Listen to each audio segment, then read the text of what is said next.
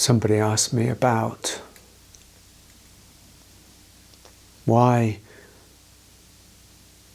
when we know better, or we know deeper, or we know the truth, or we know, at least we're seen through the illusion in many ways of the separate self, and we know that it only causes us suffering when we attach so much to the wheel of pain, the wheel of suffering, the wheel of agitation. Why then, when we know the clear light, or a certain peace, or equanimity, grace, whatever you want to call it, why then do I keep going back? Why do I keep forgetting? Why do I keep returning again and again to the pain? And it seems absurd. It seems kind of ridiculous in so many ways, but there is almost the razor's edge of why we do what we do, and we get to kind of see that clearly when we open it up some more, without just kind of dismissing it in negative terms, because actually the seeing of the returning to the ruts, to the repetition of the restless one, or the agitated one, or the neurotic mind, or the endless cycle of emotional drama, when we see that, and we really start to see it, instead of just being depressed by it, or fed up with it, or it triggering some kind of other emotion within us of futility, or hopelessness, or anger, or whatever, to actually kind of see it quite clearly. We get to see how ingrained, how insidiously ingrained, how repetitively driven into us, how conditioned we are, how conditioned we've become, how deep the ruts go. In other words, how deep the ruts go. And when we see how deep the ruts go in us, how far they stretch back into time, how much we've taken on, how much of other people's, i.e. parents, ancestors, pain, drama, wounding we've taken on, how much we've been at the behest or moulded by education that sometimes brings us some sort of freedom, but some other times actually is almost corralling us into belief systems that are not necessarily in our best interests.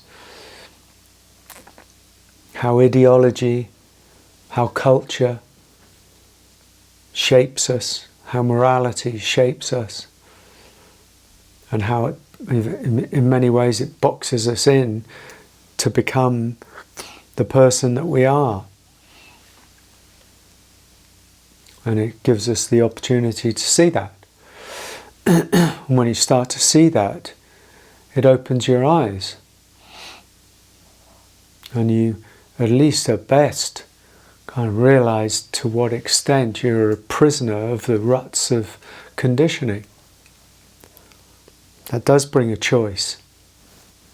Not an easy choice, because what does it mean to step away from the ruts of conditioning, the habitual tendencies, the addictive self, the endless wheel that we get stuck on, that we don't, at a certain point, or for some period of time, the wheel that we get stuck on, which is largely, unconsciously molded into us, sort of embedded into us in some way, And some of it, a lot of it comes from childhood, and it actually serves us quite well, because we need to build self-protective survivalist strategies when we're young. That's what we do, part of what we do. And if we've experienced anything like dysfunction, from dysfunction through to, abuse, trauma, then we develop strategies, a style, a way of being in the world that protects us. And those protections have a positive function and ultimately a negative function, but they may keep us going. However dysfunctionally, they keep us going. But insidiously or unconsciously, we also start to build habits out of those protective survivalist mechanisms. So we build our addictions, our avoidances. We start moving towards things that bring us protection or control, and they serve us in some way, like I say, and they don't serve us in another way. But at a certain point, and this is the ripening in a way, the ripening of the journey is that you start to see, the eyes start to open. It becomes revealed either through, therapists, teachers, other people, wisdom, books, whatever it is that comes into us, or just our own intuition. It says, hold on a minute, you're caught in a cycle that goes round and round and round, the ruts. And in many ways, that's the start of a longer phase 2 or phase 3 or whatever of the journey of one's life. To start, if one seeks freedom, whatever that may mean to us, liberation from suffering, self-realization, a deeper abiding, or just peace from the tormenting, agitated mind, sets us on that journey. And that journey is the journey of releasing ourselves from the ruts that we are habituated to. I just talked about this in a previous video. Don't feed the drama. But this is slightly different, or an extension of that. It's our capacity to see how deeply these ruts have been ground into us, and what it means if we step away from those ruts, or just see them. Seeing is a freedom in itself, because seeing gives us choice. It's clear seeing, not just seeing, but what I'm talking about is a deeper seeing.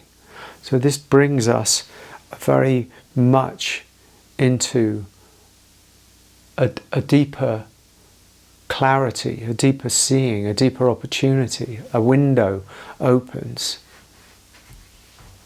Instead of just punishing ourselves when we get it wrong, or we return once again to the old way, something happens either within or is triggered from without, and there we are again in the either self-attacking or attacking the world kind of way of being, feeling state, emotional state, mental state, agitated state, whatever it is. And instead of just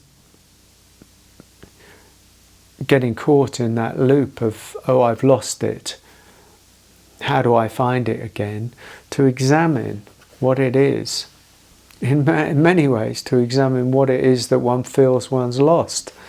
Because actually nothing has been lost in many ways, but there's the realization, of the mind that jumps back in, that we give our allegiance to, the ruts within us. And we have been habituated to those ruts, and then we fall into something a little bit deeper or a wisdom or a grace or a freedom. And then we're back with the ruts again. Ultimately, it's a dance. But the dance doesn't really matter at the end of the day to the divine, to the grace of us. It matters to us. But that's why only clear seeing, only the seeing really gives us the opportunity to step out of the ruts of conditioning that have driven us, and the motor of those keeps on going until we just keep on seeing them, stepping away, seeing them, stepping away, seeing them, stepping away, without knowing how long that is going to take, because there's no end result. There's only the regrooving of ourselves, if you like, not to a new me, a new you, but actually to having a deeper, an ever deeper capacity to just witness the ruts as they're playing out. It doesn't detach us from life, it allows us to see life clearly. And in seeing life clearly, we almost live from a deeper place, live from a deeper equanimity, live from a deeper freedom. And that is a blessing.